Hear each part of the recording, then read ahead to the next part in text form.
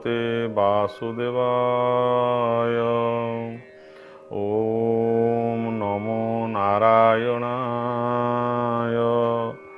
ओम नमो परमात्मने। ओम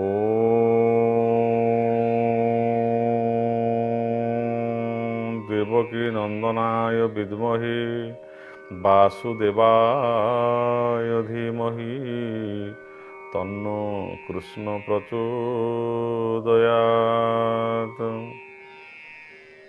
ओम नमो भगवते वासुदेवाय। अधरं मधुरं वदनं मधुरं नयनं मधुरं हसितं मधुरं हृदयं मधुरं गगनं मधुरं मधुराधिपते अखिलं मधुरं मधुराधिपते अखिलं मधुरं मधुराधिपते अखिलं मधुरं। आज जी हूँ सच्चिदानंद स्वरूप घन विग्रह, जी हूँ देवकी नंदन, जार अधर अर्थात जार नाली टुकुटुकु उठ एवं ताहा हूँ से जो स्मित हास्य भगवान हूँ गोपीजन मानकर मनलोभा मनहरणकारी। से हूँ अत्यंत मधुर। से हसर जमी प्रकृत अमृत झरुची ये हसटी बा जो अधरटी बा बदनं मधुरं। ये तो जो अधरटी हूँ अत्यंत मधुर, बदन कहले मुखटी भगवान हूँ अत्यंत मधुर। थरे जी से भगवान मुखटी की देखिब से सी एत माधुर्य एत लालित्य एत सौंदर्य जे से नयन फेरी आसे ना, से निवेदित हो जाए भगवान। कारण आम जो मधुराष्टक जो प्रथम श्लोकटी कहली ये कथा कहर कारण हूँ ये जो आम जो कथाटी श्लोकटी भगवत गीतार आलोचना करुचे सहित सामंजस्य रही। ये भगवान सहित आम कि जोगयुक्त हवा भल पाइबा आम जहाँ को भल पाइबा जहाँ को आम भल पाऊँ आम देखा जे सेठी आम तार सब जिन अत्यंत सुंदर देखा जाए और भल भाव ग्रहण करूँ। माँ पाखे जो पुओटी जन्म होती मार पुओटी अत्यंत श्रद्धा माँ माने बात्सल्य ममता ठार मातृ आ तार संतान माँ आ तार संतान ये जो बात्सल्य ममता ये हूँ अत्यंत विरल। ये कीट पतंग स्थावर जंग समस्त भगवान को भरी देते। गोटे कुकुरटाए ता छुआ को अत्यंत भल पाए। सी निजे शीत कर छुआ मैंने कोल जाकी धरे, निजे न खाई खुआए चढ़ईटे एवं ये समस्ते समस्त पिला समस्ते भल पाती हूँ अत्यंत विरल। एवं से पिला बंचे रखापी से निजक त्याग कर दिए, तार शरीर को से त्याग करने सब चेष्टा कर त्याग थाए मातृत्व। एवं से माँटी जदि पुओटे कला किटिकिटी होता है, दांतुरा होता है, मुहटी तार असुंदर भी होता ना कहीं किंतु ता पुओटी मधुसूदन भली लगे। अर्थात ताकू सी अत्यंत भल लगे कारण सी तार संतान से एत भल पाए। अन्य मैंने जो घृणा कर रोग हो से हुंडा कि से हाउड़ा होती कि देखा सुंदर नुहे कि माँ पे से अत्यंत सुंदर। माँ काखिर जाकी धरुची छाती लगे दूसरी स्तनपान करोची तार झाड़ा परिस्रा सफा कर सब माँ लगे दे तार मन मन चैतन्य ठारे एवं तार समस्त आखि नाक कान माँ पे अत्यंत सुंदर। ठीक से भाव में आम जो भगवान जब से भाव में भल पाचे आम जहाँ को भल पाचे भल पाई व्यक्तिर अधरटी आमको तार हसटी आमको बहुत भल लगे और तार मुखर माधुर्य आमको सबुठ भल लगे। जो भावा जे जदि जहाँ को भल पाचे जब भावा के आम ताठू आउ किए भल अच्छी बोली ताले आम सी भल पाइबार अनुसंधान रहा आकू आ भल पाइपर ना। जी जहाँ प्रेम करुँच विवाह बंधन बांधवाई चेष्टा करुँच तार प्रेमिक बा प्रेमिका ताकू जिते सुंदर देखा जदि आउ किए सुंदर देखा ताले सी संपूर्ण भल पाइपर। कारण आउ जदि ताठू किए सुंदर बोली मन भर अच्छी तार भल पाइबा से पलि तेणु सी पचे असुंदर ही था प्रेम बा भल पाइबा गोटे एभली जिनिस जी जहाँ प्रेम करे बा भल पाए तार सर्वांग ही सुंदर देखा जाए। ठीक से भाव में भगवान ठारे जो कहते मत मो ठारे मज्जा बेश मो ठारे मन निवेश कर ମନ୍ମନା ଭବ ମନକୁ ମୋ ଠାରେ ଦିଅ ଏବଂ ଯୋଗଯୁକ୍ତ ହେଇଯା। ଆ ଦ୍ୱାରା ଆମେ ଯଦି ପ୍ରକୃତ ଭଗବାନ ପ୍ରତି ଆସକ୍ତ ହେଇଯିବା ତାହେଲେ ତାଙ୍କଠାରୁ ସୁନ୍ଦର ଆଉ କେହି ନାହାନ୍ତି ଏ ଦୁନିଆରେ। ସେ ହେଉଛନ୍ତି ସ୍ରଷ୍ଟା। ପାହାଡ଼ ଗିରି ବନ ଆଦି ଯାହା କିଛି ମାନେ ଝରଣାର କଳକଳ ନାଦରେ ଝରଣା ବହିଯାଉଛି, ନଦୀଟା ବହିଯାଉଛି, ଆକାଶରେ ଫୁଲ ଫୁଟିଲା ଭଳି ଆକାଶ କୁସୁମ ଭଳି ତାରାଗଣମାନେ ନକ୍ଷତ୍ରଗଣମାନେ ସେଇ ଅମାବାସ୍ୟା ରାତ୍ରିରେ ସେମାନେ ମିଞ୍ଜି କରୁଛନ୍ତି। ଦିନରେ ସୂର୍ଯ୍ୟଙ୍କର ଆବିର୍ଭାବ ହେଉଛି, ସମସ୍ତ ଆଲୋକିତ ହୋଇଯାଉଛି। ଚନ୍ଦ୍ରଙ୍କର ଶୀତଳତା ବା ଚନ୍ଦ୍ରର ଶୀତଳ କିରଣ, ଜ୍ୟୋତ୍ସ୍ନା ବିଧୌତ ରଜନୀ ତାକୁ ଉପଭୋଗ କରୁଛେ। ଏବଂ ପାହାଡ଼ ପର୍ବତରେ ବନଗିରିରେ ଯେଉଁ ଫୁଲ ଫଳ ହେଉଛି ସମ୍ଭାର ନେଇକି ଆସୁଛି ପ୍ରତ୍ୟେକ ଋତୁରେ ତାକୁ ଉପଭୋଗ କରୁଛେ। ଏବଂ ଏଠି କୋଇଲିର କୁହୁକୁରେ ହେବ ଏବଂ ସମସ୍ତ ପକ୍ଷୀମାନଙ୍କର କଳରବ। ଏଠି ସନ୍ଧ୍ୟାର ଆଗମନ ଏବଂ ପ୍ରଭାତର ଆଗମନ। ଇଏ ଯେତେ ସୌନ୍ଦର୍ଯ୍ୟ ସବୁ ଆମେ ଦେଖୁଛେ ଏ ଭଗବାନଙ୍କ ଦୁନିଆରେ ସବୁ ସେ ଭରି ଦେଇଛନ୍ତି ଆମମାନଙ୍କ ପାଇଁ। ଏ ସମସ୍ତ ସୌନ୍ଦର୍ଯ୍ୟର ମୂଳ କାରଣ ହେଉଛନ୍ତି ନିଜେ ସେଇ ଭଗବାନ। ସେ ତ ନିଜେ ସୁନ୍ଦର ହେଇଥିବାରୁ ତାଙ୍କର ସୁନ୍ଦରତାର ଇଏ ମାତ୍ର ଗୋଟେ ସାମାନ୍ୟ ଆଭାସ ହେଉଛି ସଂସାର। ଇ ତାର ଉର୍ଦ୍ଧ୍ୱରେ ହେଉଛନ୍ତି ସେ ସୁନ୍ଦର। ଏ ଯେତେ ସୁନ୍ଦର ପଦାର୍ଥ ଭଗବାନ ସୃଷ୍ଟି କରିଛନ୍ତି, ଆମେ ଯଦି ସେ ସୁନ୍ଦର ପଦାର୍ଥ ଗୋଟେ କାହାକୁ ଭଲ ପାଇବାକୁ ଚେଷ୍ଟା କରୁଛେ ତାହେଲେ ସିଏ ହେଉଛି ଆମ ପାଇଁ ସବୁଠାରୁ ଶ୍ରେଷ୍ଠ ସୁନ୍ଦର। ଆଉ ତା ପାଖରେ କେହି ସୁନ୍ଦର ନୁହନ୍ତି। ଯେମିତି ମା ପାଖରେ ତା ପୁଅ ହେଉଛି ଅତ୍ୟନ୍ତ ସୁନ୍ଦର, ସ୍ତ୍ରୀ ପାଖରେ ସେ ଯାହାକୁ ଭଲ ପାଇଛି ସ୍ୱାମୀ ସିଏ ତା ପାଇଁ ଅତ୍ୟନ୍ତ ସୁନ୍ଦର। ଆଉ ଯେତେ ପୁରୁଷ ତାକୁ ଭଲ ଦେଖାଯିବେ ନାହିଁ, ସେ ହିଁ ତା ପାଇଁ ଭଲ। ଠିକ୍ ସେଇଭଳି ଭାବରେ ଆମେ ଯେତେବେଳେ ଭଗବାନଙ୍କୁ ଆସକ୍ତ ମନ ହେଇଯିବ, ତାଙ୍କ ଉପରେ ସଦାଶୀଳ ହେଇଯିବ ଏବଂ ଆମେ ଭଗବାନଙ୍କୁ ସେଠି ଭଲ ପାଇବାକୁ ଆରମ୍ଭ କରିବା, ସେତେବେଳେ ଆମ ଭିତରେ ଆଉ ଭଗବାନଙ୍କର କୌଣସି କଥା ଖରାପ ଲାଗିବ ନାହିଁ କି ତାଙ୍କୁ ଆଉ କେବଳ ହିଁ ତାଙ୍କୁ ହିଁ ଆମେ ଦୃଷ୍ଟିକୋଣରେ ରଖିବା ଏବଂ ଆମ ଦୃଷ୍ଟିରେ ଆଉ କେହି ରହିବେ ନାହିଁ। ଯେମିତି ଜଗନ୍ନାଥ ଷ୍ଟକରେ ଶଙ୍କରାଚାର୍ଯ୍ୟ ଲେଖିଛନ୍ତି ଯେ ଜଗନ୍ନାଥ ସ୍ୱାମୀ ନୟନ ପଥଗାମୀ ଭବ ତୁମେ। ହେ ଜଗନ୍ନାଥ, ମୁଁ ଯୁଆଡ଼େ ଯୁଆଡ଼େ ଦୃଷ୍ଟି ଦେଉଛି, ମୁଁ ଯାହାକୁ ଦେଖୁଛି ସେଇଠି ମୋ ଦୃଷ୍ଟି ପଥରେ କେବଳ ତମେ ହିଁ ଅଛ, ଆଉ କେହି ନାହାନ୍ତି। କାରଣ ତମେ ଏତେ ସୁନ୍ଦର, ମୁଁ ତମଠାରେ ଏତେ ମଜି ଯାଇଛି ବା ନିଜକୁ ନିବେଶ କରିଦେଇଛି, ଯୋଗଯୁକ୍ତ ହେଇଯାଇଛି ପ୍ରଭୁ। ମୁଁ ସବୁ ଜାଗାରେ କେବଳ ତମକୁ ହିଁ ଦେଖୁଛି, ମୁଁ ସେଠୁ ଆଖି ଫେରାଇ ପାରୁନି ବା ମୋ ସ୍ମରଣ ଶକ୍ତି ଯେ ତମକୁ ଭୁଲି ଯାଉଛି ଏକଥା ନୁହେଁ। ପ୍ରତ୍ୟେକ ମୁହୂର୍ତ୍ତେ ତମେ ମୋ ସ୍ମରଣ ଭିତରେ ଅଛ। ଏଇଟା ହେଉଛି ଯୋଗର ଲକ୍ଷଣ। ତେଣୁ ଅଧରଙ୍ଗ ମଧୁରଙ୍ଗ, ହେ ପ୍ରଭୁ ତମ ଅଧରଟି ହେଉଛି ଅତ୍ୟନ୍ତ ମଧୁର, ତମର ବଦନଟି ମଧ୍ୟ ହେଉଛି, ମଦନ ମୁଖଟି ହେଉଛି ଏତେ ସୁନ୍ଦର, ଏତେ କ୍ଲାନ୍ତିଯୁକ୍ତ, ଏତେ ହାସ୍ୟ ଲାସ୍ୟଯୁକ୍ତ, ଇଏ ମନକୁ କିଣି ନେଇ ଯାଉଛି ପ୍ରଭୁ। ମୋର ଚକ୍ଷୁ ସେଠୁ ଫେରି ଆସିପାରୁନି, ମନ ଫେରି ଆସିପାରୁନାହିଁ। ତାକୁ ପ୍ରାପ୍ତ ହେଲା ପରେ ଏତେ ମଧୁର, ଏତେ ସୁନ୍ଦର, ସବୁବେଳେ ମୁଁ ତାକୁ ପାନ କରିବି, ସେ ଅଧରକୁ ଦେଖୁଥିବି, ମୁଁ କେବଳ ଦୃଷ୍ଟିକୁ ସେଠୁ ହଟେଇ ପାରିବି ନାହିଁ। ଏଇଭଳି ତୁମର ପ୍ରଭୁ ମଧୁର ହେଉଛି ତୁମର ବଦନଟି, ନୟନଙ୍ଗ ମଧୁର। ହେ ପ୍ରଭୁ ପଦ୍ମ ପଲାଶ ନେତ୍ର, ପଦ୍ମ ପାଖୁଡ଼ା ପରି ତୁମର ରକ୍ତିମ ଆଭା ସଦୃଶ ଯେଉଁ ଟିକେ ଯେଉଁ ଚକ୍ଷୁଟି ତୁମର ହେଇଛି, ଯେଉଁ ଭୁଲତା ଗୁଡ଼ିକ ହେଇଛି, ଇଏ ମୋତେ ଏତେ ବିମୁକ୍ତ କରୁଛି ଯେ ପ୍ରଭୁ, ମୁଁ ସେ ଯେଉଁ ନୟନର ବାଣ ତୁମେ ମୋତେ ଯେଉଁ କଟାକ୍ଷ ଦୃଷ୍ଟିରେ ମୋତେ ଦେଖୁଛ ପ୍ରଭୁ, ଟିକେ ଦୃଷ୍ଟି ନିକ୍ଷେପ କରିଛ, ମୁଁ ନିଜକୁ ସେଥିରେ ଏତେ ଆବଦ୍ଧ କରିଦେଇଛି ଯେ ମୁଁ ସେଥିରୁ ମୁଁ ନିଜକୁ ମୁକ୍ତ କରିପାରୁନାହିଁ। ମୁଁ ସବୁବେଳେ ସେଠି ଚେଷ୍ଟା କରୁଛି ପଦ୍ମ ଫୁଲକୁ ଭଲ ପାଇ ଭ୍ରମର ଯେଭଳି ଭାବରେ ତା ଦେହରେ ବନ୍ଦୀ ହେଇଯାଏ ଏବଂ ତା ଦେହରେ ନିଶେଷ କରିଦିଏ। ହେ ପ୍ରଭୁ, ମୁଁ ତୁମର ନୟନ, ତୁମର ବଦନ ଏବଂ ଅଧର ମଧୁର ଏତେ ହେଇଛି ଯେ ମୁଁ ସେଥିରେ ଏତେ ବାନ୍ଧି ହେଇଯାଇଛି ଯେ ପ୍ରଭୁ, ଏବଂ ତୁମେ ଟିକେ ଟିକେ ତାକୁ ଯେତେବେଳେ ହସି ଦେଉଛ, ଯେତେବେଳେ ହସିତଂ ମଧୁରଂ, ତୁମର ହସଟା ଭିତରେ ମଧ୍ୟ ଆହୁରି ଏତେ ଅମୃତ ଭଳି ସେଥିରୁ ସେ ଝରି ପଡ଼ୁଛି। ତା ଭିତରୁ ମୋର ହୃଦୟ ଭିତରେ ତୁମେ ଅଛ, ସେ ହୃଦୟ ମଧୁର, ଗଗନ ମଧୁର। ଅର୍ଥାତ୍ ମୁଁ ଯାହାକୁ ଦେଖୁଛି ଏ ଗଗନମଣ୍ଡଳ ଭିତରେ ଯାହା ଆଡ଼କୁ ଚାହୁଁଛି ପ୍ରଭୁ, ତୁମରି ଭଳି ସେ ଯେଉଁ ନୀଳଯୁକ୍ତ ଆକାଶ ଆଭା ତାର, ଏବଂ ସମୁଦ୍ର ଭିତରେ ଯେଉଁ ନୀଳ ଆଭା, ଗଗନମଣ୍ଡଳରେ ଯେଉଁ ନୀଳ ଆଭା, ଏ ସବୁ ଜାଗାରେ କେବଳ ମୁଁ ଦେଖୁଛି ପ୍ରଭୁ ତମକୁ ଏବଂ ସେଥିରେ ସେଇ ମଧୁରତାକୁ ମୁଁ ଅନୁଭବ କରୁଛି।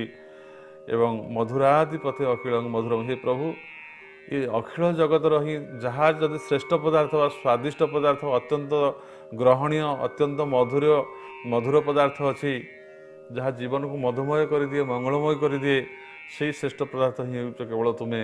ଏ ପ୍ରଭୁ, ତୁମ ଛଡ଼ା ଆଉ ମୋର କେହି ନାହାନ୍ତି। ଭଗବାନଙ୍କୁ ଆମେ ଏଇଭଳି ଭାବରେ ଭଲ ପାଇବାର ଆବଶ୍ୟକ ରହିଛି ବା ତାଙ୍କଠାରେ ଯୋଗଯୁକ୍ତ ହେବାର ଅଛି, ବା ଅନ୍ୟ ପଦାର୍ଥ ପ୍ରତି ଆସକ୍ତ ଶୂନ୍ୟ ହୋଇ ତାଙ୍କରି ପ୍ରତି ହିଁ ଆସକ୍ତି ହେବାର କାରଣ ହେଉଛି ମଧୁରତା, ଭଲ ପାଇବା। ବର୍ତ୍ତମାନ ଦ୍ୱିତୀୟ ଶ୍ଲୋକରେ, ପ୍ରଥମ ଶ୍ଲୋକରେ ଭଗବାନ ଅର୍ଜୁନଙ୍କୁ କହିଲେ ତୁମେ ମୋର ସମଗ୍ର ରୂପକୁ ଯେପରି ଜାଣିବ ତାହା ଶୁଣ।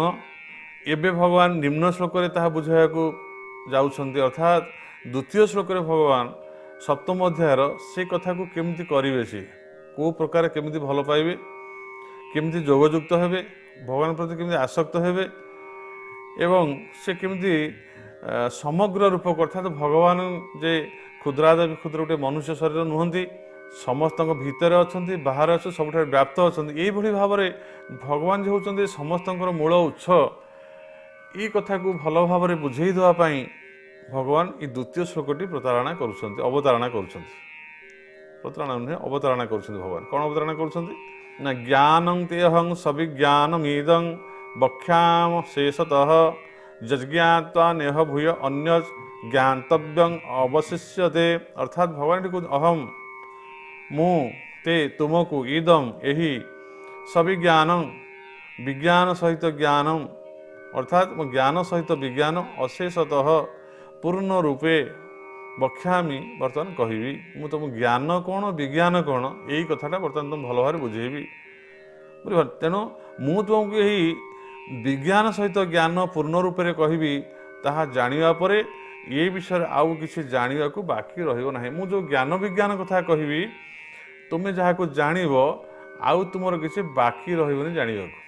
ତୁମେ ଏଇ ଜ୍ଞାନ ବିଜ୍ଞାନକୁ ଯଦି ବୁଝିଗଲ, ଯେଉଁ ଭଗବାନ କହୁଛନ୍ତି ସମଗ୍ର ଭାବରେ ତାଙ୍କୁ ଯେଉଁ ଜାଣିବା କଥା, ପ୍ରକୃତରେ ସମଗ୍ର ଭାବରେ ଅର୍ଥାତ୍ ସମ୍ପୂର୍ଣ୍ଣ ରୂପରେ ଭଗବାନଙ୍କର ତୁମେ ବିଷୟରେ ଜ୍ଞାତ ହୋଇପାରିବ ବା ଅବଗତ ହୋଇପାରିବ। ଅର୍ଥାତ୍ ସମ୍ପୂର୍ଣ୍ଣ ତ ଭଗବାନଙ୍କୁ ସେ ତ ଅନନ୍ତ, ତାକୁ ଜାଣିବାର ଅବକାଶ ନାହିଁ ଜୀବର। ତେବେ ଭଗବାନ ଯେଉଁ କହିଛନ୍ତି ଯେ ଏକାଂଶନ ସ୍ଥିତ ଜଗତ ଅର୍ଥାତ୍ ମୋର ଯେଉଁ ପାଦସ୍ୟ ସର୍ବଭୂତାନି, ଏଇ ଗୋଟିଏ ପାଦରେ ଯେଉଁ ସମସ୍ତ ଏଇ ଯେଉଁ ଭୂତ ଜଗତକୁ ଦେଖୁଛ, ଏଥିରେ ଯେଉଁ ମୋର ନୀଳା ବିସ୍ତାର ମୁଁ କରିଛି, ଆକୁ ସମ୍ପୂର୍ଣ୍ଣ ଭାବରେ ୟାର ଭିତରେ ବାହାରେ କ'ଣ ସବୁ ଚାଲିଛି, କିଏ ଏହାକୁ ପରିଚାଳନା କରୁଛି, ଏହାର ସମସ୍ତ କଥା ସମଗ୍ର ରୂପରେ ତୁମେ ବୁଝିପାରିବ ବା ଆକୁ ତୁମେ ଜାଣିପାରିବ। ଏଇ କଥା ଅର୍ଜୁନକୁ ଭଗବାନ ଭଲ ଭାବରେ ବୁଝିବାକୁ ଚେଷ୍ଟା କରି ଏଇ ସପ୍ତମ ଅଧ୍ୟାୟର ଏଇ ଦ୍ୱିତୀୟ ଶ୍ଲୋକଟିକୁ ଭଗବାନ ଏଠି ଅବତାରଣା କରୁଛନ୍ତି। ଅର୍ଥାତ୍ ଭଗବାନ କହୁଛନ୍ତି ହେ ଅର୍ଜୁନ, ଏବେ ମୁଁ ବିଜ୍ଞାନ ସହିତ ଜ୍ଞାନ ବିଷୟରେ କହିବି, ତୁମକୁ କହିବି ଏବଂ ମୁଁ ନିଜେ କହିବି ତଥା ପୁରାପୁରି କହିବି। ଅର୍ଥାତ୍ ମୁଁ ତୁମକୁ କହିବି, ସମ୍ପୂର୍ଣ୍ଣ ଭାବରେ କହିବି। ମୁଁ ଏଠି ଭଗବାନ ଏଠି କହିବାର କାରଣ ହେଉଛି ତୁମେ ବିଶ୍ୱାସ କର ମୋ ଉପରେ ରଖ ଯେ ମୁଁ ଯାହା କହିବି ତାହା ନିଷ୍କପଟ ଭାବରେ, ସନ୍ଦେହହୀନ ଭାବରେ, ସମ୍ପୂର୍ଣ୍ଣ ଭାବରେ ମୁଁ କହିବି, ଯେଉଁଥିରେ ତୁମ ପ୍ରତି କୌଣସି ମୋର କପଟତା ନାହିଁ। ତୁମେ ଯେଭଳି ଭାବରେ ମୋ ପ୍ରତି ଆସକ୍ତି ହେଉଛ ବା ମୋତେ ଭଲ ପାଉଛ ବା ସମ୍ମାନ ଦେବ, ମୁଁ ଠିକ୍ ସେଇ ଭାବରେ ତୁମ ଅନ୍ତଃକରଣରେ ଥିବାରୁ ତୁମକୁ ମଧ୍ୟ ମୁଁ ସମ୍ମାନ ଦେବି, ଭଲ ପାଇବି ଏବଂ ତୁମ ପ୍ରତି କୌଣସି ଛଳନା ବା କପଟ ନକରି ଯାହା ହେଲେ ତୁମ ପାଇଁ ମଙ୍ଗଳଦାୟକ ହେବ, ମୁଁ ସେଇ କଥା ଗୁଡ଼ିକ, ସେ ମଙ୍ଗଳଦାୟକ କଥା ତୁମକୁ ହିଁ ଶୁଣେଇବି। ଏହି ଶ୍ଲୋକରେ ଭଗବାନ ଏଇ କଥା କହିବାକୁ ଯାଇଛନ୍ତି। ଏ କଥା କହି ଭଗବାନ କହୁଛନ୍ତି ଏଠି ଜ୍ଞାନ ଆଉ ବିଜ୍ଞାନର ବିଶେଷତ୍ୱଟା କ'ଣ। ଜ୍ଞାନ କାହାକୁ କୁହାଯାଉଛି, ବିଜ୍ଞାନ କାହାକୁ? ଭଗବାନଙ୍କୁ ଜାଣିବା ଅର୍ଥ ହେଉଛି ଜ୍ଞାନ। ବିଷ ପଦାର୍ଥକୁ ଜାଣିବା ଅର୍ଥ ହେଉଛି ଅନ୍ୟ ନାମ ହେଉଛି ଜ୍ଞାନ। ମୁଁ କୌଣସି ବିଷୟକୁ ଯଦି ମୁଁ ଜାଣିବାକୁ ଯାଉଛି ବା ସେଇ ଜିନିଷଟି କ'ଣ ଭଲ ଭାବରେ ତ ବୁଝିବାକୁ ଯଦି ଯାଉଛି, ସେ ବିଷୟରେ ମୁଁ ଜ୍ଞାନ ଆହରଣ କରିବାକୁ ମୋତେ ପଡ଼ିବ। ପ୍ରଥମ ଆଗ ସେ ହେଉଛି ଜ୍ଞାନ। ବିଷୟବସ୍ତୁର ଯେତେ ପଦାର୍ଥ ଅଛି ବିଷୟ ସଂସାରରେ, ସେଇ ବିଷୟରେ ଜାଣିବା ହେଉଛି ଜ୍ଞାନ। ଏବଂ ଭଗବାନଙ୍କୁ ଜାଣିବା ଯେ ଇଏ ଯେଉଁ ବିଷୟବସ୍ତୁ ଯାହା କିଛି ଦେଖୁଛ, ଏଇ ସୃଷ୍ଟିର କର୍ତ୍ତା କିଏ, ୟାକୁ ସୃଷ୍ଟି ପ୍ରଥମ ନଥିଲା, ଆଉ କିଏ ସୃଷ୍ଟି କଲା ଆକୁ। ଯେମିତି କର୍ତ୍ତୃତ୍ୱ ସିଦ୍ଧୌ ପରମେଶ୍ୱରସ୍ୟ ଶରୀର ସିଦ୍ଧି ସ୍ୱତଃ ଏବ ଜାତଃ। ଯଦି ଆମେ ଜଣେ କର୍ତ୍ତାଙ୍କୁ ନ ମାନିବା ତାହେଲେ ବିଶ୍ୱ ସୃଷ୍ଟି ହେଲା କେମିତି ଆଗ? ପ୍ରଥମ ଆମେ ଯଦି କୌଣସି ଜାଗାକୁ ଗୋଟେ ପାର୍କକୁ ଯାଉଛେ, କି ଆମେ ଯଦି ଆଜି କୌଣସି ଗୋଟେ ସୁନ୍ଦର ଅଟ୍ଟାଳିକାଟିଏ ଦେଖୁଛେ ବା କୌଣସି ଗୋଟେ ସୁନ୍ଦର ବସ୍ତୁଟି ଆମେ ଦେଖୁଛେ, ଆମେ ସେ ଜିନିଷଟି ପ୍ରତି ଆସକ୍ତି ହୋଇଯାଉଛି, ତା ଭଲ ଦେଖୁଛେ, ତାକୁ ଆମେ ଆଣିବାକୁ ଚେଷ୍ଟା କରୁଛେ, ରଖିବାକୁ ଚେଷ୍ଟା କରୁଛେ ବା ସେମିତିଆ ଜିନିଷ ପ୍ରତି ଆସକ୍ତି ଆସିଯାଉଛି ଆମର। କିନ୍ତୁ ସେ ଯେଉଁ ଜିନିଷଟି କେମିତି ହେଲା, ଯଦି ଗୋଟେ ପାର୍କରେ ଆମେ ବସିଛେ, ସେଠି ଯଦି ଗୋଟେ ବଗିଚାରେ ଆମେ ବସିଛେ, ସେଠି ସୁନ୍ଦର ଗଛ ଲଗା ହେଇଛି, ସେଠି ଝରଣା, କୃତ୍ରିମ ଝରଣା ତିଆରି କରାଯାଇଛି, ସେଠି ପକ୍ଷୀମାନଙ୍କର ଶବ୍ଦ ଶୁଭୁଛି, ସାଉଣ୍ଡର ବ୍ୟବସ୍ଥା କରାହେଇଛି, ଆଉ ରଙ୍ଗ ବେରଙ୍ଗର ସେଠି ଗଛ ଲଗା ହେଇଛି, ଫୁଲମାନେ ସବୁ ଫୁଟିଛନ୍ତି, ସେଠି ଖେଳିବା ପାଇଁ ସବୁ ବିଭିନ୍ନ ସାମଗ୍ରୀ ତା ଭିତରେ ରଖାଯାଇଛି। ଆମେ ତାକୁ ଉପଭୋଗ କରୁଛେ ସେ ପାର୍କରେ ବସିକି ବା ସେ ବଗିଚାରେ ବସିଛେ ଆମେ। କିନ୍ତୁ ସେଠି କେବେ ଭାବିଛେ କି ଆମେ ଏଇ ଯେଉଁ ବଗିଚାରେ ଆମେ ଉପଭୋଗ କରୁଛେ, ସୁନ୍ଦର ଗଛ ଗୁଡ଼ିଏ ଲାଗିଛି, ଏଠି ଫୁଲ ଫୁଟିଛି, ଏଠି ଖରାଦିନ ଏ ଗଛକୁ କିଏ ପାଣି ଦେଉଛି, ଆକୁ କିଏ ବଞ୍ଚିଛି, ଆକୁ ଜଣେ ଫେର କିଏ ତିଆରି କରିଛି ନା ବଗିଚାଟିକି ସୁନ୍ଦର ସଜେଇଛି ଆକୁ କିଏ? ଯଦି ଆମେ ସେ କଥା ଚିନ୍ତା କରିବା, ताले बगीचा प्रति आम दृष्टिकोण हटि जाई आसीज जे कौन एक व्यक्ति विशेष ही या जत्न नहीं आम या उपभोग करुचे ठीक से भाव में जदि विश्व ब्रह्मांड को गोटे बगीचा बोली धरा जाए एथे जेते नदी नाल वनगिरी पर्वत गछ लता फूल फल जहाँ किसी अच्छी सौंदर्य जिनिस जदि गोटे बगीचा भितर बस उपभोग भावुचे ताकू न देखिले आर पश्चात पत्र आउ जड़े कहीं रही सजैंट या निर्माण कर जत्न नौ ठीक से भाव में ये विश्व ब्रह्मांड को सी भगवान बोली आउ किए जड़े अच्छा आम पछपटे आम देखने सी तैयारी करूँ जत्न नौ बढ़ेबारे एवं एठी ऋतु परिवर्तन होउची एठी दिन पर राति आसुची आ पछपटे निश्चिंत भाव कई जन स्रष्टा अच्छा परिचालना कर जो भावटी आसुची से जो स्रष्टा जड़े अच्छा जो विश्वास करुचे अनुभव करुचे एवं तांको विषय जानुचे से स्रष्टा को आम जानुचे से यहाँ हूँ ज्ञान विज्ञान हूँ कौन से स्रष्टा जहाँ को सब सृष्टि करी प्रति एत दृष्टि नदे प्रत्येक सृष्टि भितर से फूल भितर गछ भितर नदी नाल भितर सूर्य चंद्र भितर सबू जगार जदि आम केवल तांकु ही देखिबा बाह्य दृष्टि को नने अंतर्निहित भाव में सबू पदार्थ जदि आम तांकु देखिबा से केवल सबुठारे अछंती एठी आउ केही नाहंती ये जो सामग्रिक भाव में भगवान को अनुभव करवा यह हूँ प्रकृत विज्ञान ज्ञान हूँ जानिबा जे भगवान जड़े किए अछंती एवं से भगवान जे सबुठारे अछंती समस्त भितर अच्छा से व्याप्त ये भाव में बुझीबार नाम हूँ प्रकृत विज्ञान तेणु भगवान कहते आस मु तुमको यही विज्ञान सहित ज्ञान संपूर्ण रूप से कह अर्थात सामग्रिक भाव में बुझेदेवी तो बुझीब जहाँ जानिबा परे जो कथा को अवगत हो सारा परे ये विषय आउ किसी जानवा को बाकी रहिबो नाही आमे बेले बेले अज्ञ होइथिबारु आमे कोनोसी कथा विषय जो आम जाऊ किसी बुझा जानापी आमर बोध शक्ति जो पर्यंत अच्छी आमर बुद्धि जिते मार्जित होती आम भीतर जो विवेक अच्छी आमर जो दृष्टिकोण अच्छी आम से हिसाब से विचार करी आम जी से ग्रहण करूँ ता भर संपूर्ण ग्रहणीय हो पारे ना विषय वस्तु आमर जी बुद्धिवृत्ति अच्छी आम से ग्रहण करवा अधिक जा बुद्धि उपरको आउ कहीं जापर उपरको किंतु ये भगवान जेहेतु होती समस्त उपरे एवं भगवान होती स्वरूप निजे होती निजे से ज्ञान स्वरूप भगवान होती ज्ञानमय तेणु सी जो ज्ञान देवे एवं सी जो कथाटी बुझे देवे एवं आमको आमर ज्ञानर पथरे जी प्रकृत ज्ञान गम्यम जी ज्ञान जहाँ को जानवा चेष्टा कर निजे हूँ से भगवान तेणु ये भगवान को जानिबा हूँ प्रकृत ज्ञान एवं से जो भगवान जी यहाँ को आम जानिले से भगवान किए ना सी केवल मो सांग हो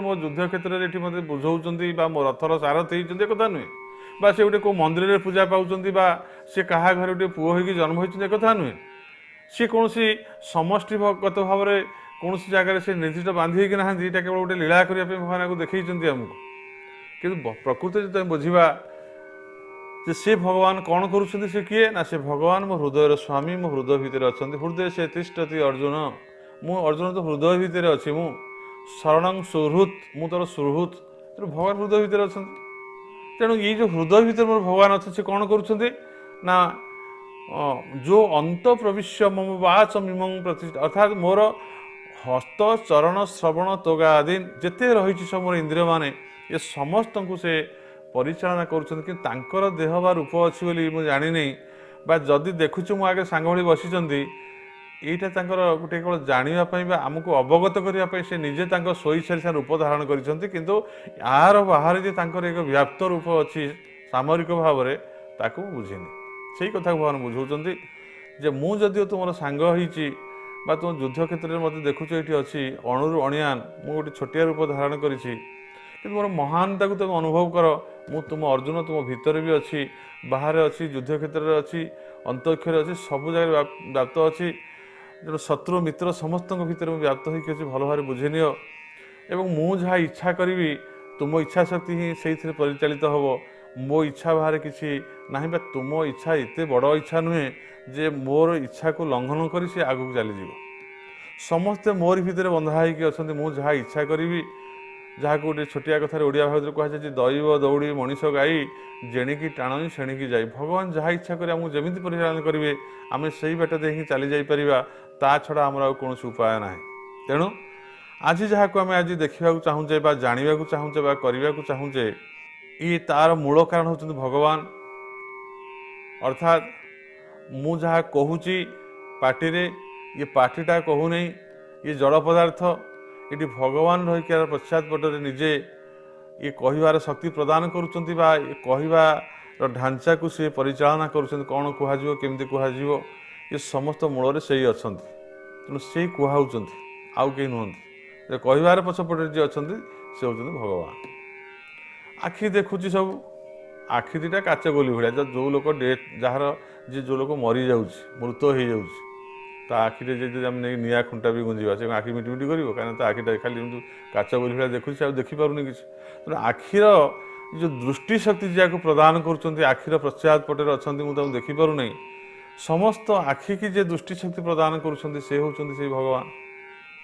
भगवान ही सब देखुं आखि मध्यम देखा देखुं ये ज्ञान कान को सी शुणुंट निजे शुणुंट कान मध्यम कान किसी शुणी पारे ना आखि किसी प्रकृत देखिपारे ना आखिर से देखार शक्ति ना कानर किसी शुणवार शक्ति ना कारण जो मनुष्य डेथ हो जाए मृत्यु हो जाए कान कौन कि शुआ जाऊँ तार अर्थ जो भगवान शक्तिटा से डिटाच हो निजे भगवान से अंतर्निहित हो भगवान तो सब जगह अच्छा जो प्रेरण कर शक्ति माध्यम जो इंद्रिय मैंने परिचालित होते सी डिटाच हो जाए आउ कान शुगु नहीं कानटा जड़ हो जाऊँगी साधारण गोटे गात भली आखि गोटे काच गोली भली से कि देखा जाऊनी ये कथा देखा पार्टी कथा कहवा आखिरे देखा कान शुणा आ जिह्वार स्वाद को आस्वादन करवा आम जिह्वार स्वाद को आस्वादन करुचे तार किभली से कटु कि अम्ल कि सेटा पिता कि खटा ये जिते गुड़ाए कथा आम से लुणिया आम जहाँ जिह्वा द्वारा जानूचे रसनेन्द्रिय द्वारा से रसनेन्द्रिय को से जो चाखिबार स्वाद को ग्रहण कर शक्ति ताकू केवल से भगवान ही प्रदान कर तार पश्चात पटरे से स्वाद को से ही निजे ग्रहण करुँच जो समस्त शरीर भितर भाई अंतकरण रही जहाँ किसी ग्रहण कर भगवान करुँच